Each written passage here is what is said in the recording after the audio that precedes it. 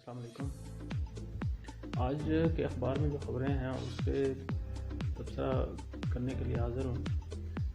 تو آج کی پہلی خبر ہے جناب شہباز گل صاحب نے فرمایا ہے کہ جو لاہور جلسہ ہے نا وہ اپوزیشن کے تابوت میں آخری کیل ثابت ہوگا۔ یار ویسے دیکھا جائے تو ہمیں تو ایسا لگتا ہے کہ یہ وہ جلسہ ہے یا جو بھی کوئی حالات پیدا ہو رہے ہیں تو وہ موجودہ حکومت کے لیے مسائل پیدا کر سکتے ہیں۔ تو پتہ نہیں انہیں کیسا یہ تابوت اور کیل جانا کہنا جانا اچھا لگ رہا ہے۔ ہمیں تو ایسا لگ رہا ہے کہ اس جلسے سے اور اس جلسے کے بعد حالات تبدیل ہو سکتے ہیں۔ اس سے اگلی خبر اعتزاز حسن صاحب کی ہے۔ وہ فرماتے ہیں جناب کہ مریم نواز شریف جو ہے وہ نواز شریف سے جو قدم آگے جا رہی ہیں تصادم کی طرف جا رہی ہیں۔ تو میں نے تو ہمیشہ ایسے دیکھا ہے جب بھی ملک میں کوئی اس طرح کے حالات ہوتے ہیں اعتزاز صاحب کو جو ہے نا وہ ایک الٹی اپنی ان کی گنگا بہتی ہے، اور اتنا پڑھا لکھا جناب وکیل معروف اور پھر ایسی لاجیکل باتیں کرتا ہے۔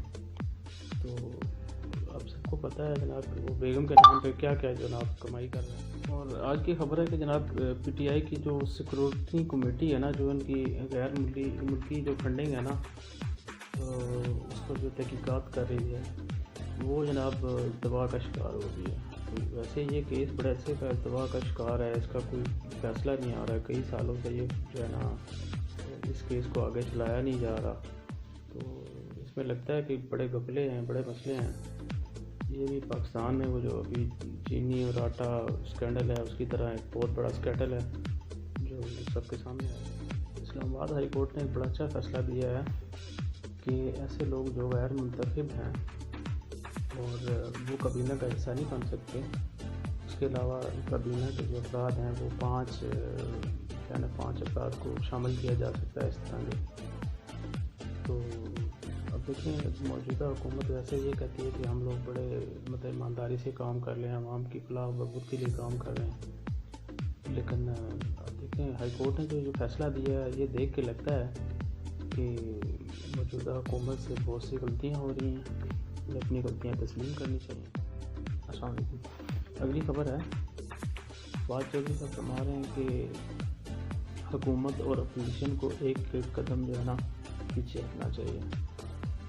تو اس خبر کو دیکھ کر ایسا لگتا ہے کہ ایک ایک قدم پیچھے ہٹنے کا مطلب تو یہ ہے کہ ایک قدم پہلے نون لیگ والے حکومت میں تھے اور پی ٹی آئی والے دھرنے اور احتجاج پہ تھے۔ تو اگر وہ لوگ ایک قدم آگے بڑھتے ہیں تو پھر بھی کچھ ایسے ہی ہو رہا ہے کہ جو حکومت ہے اس کے لیے مسائل بن رہے ہیں۔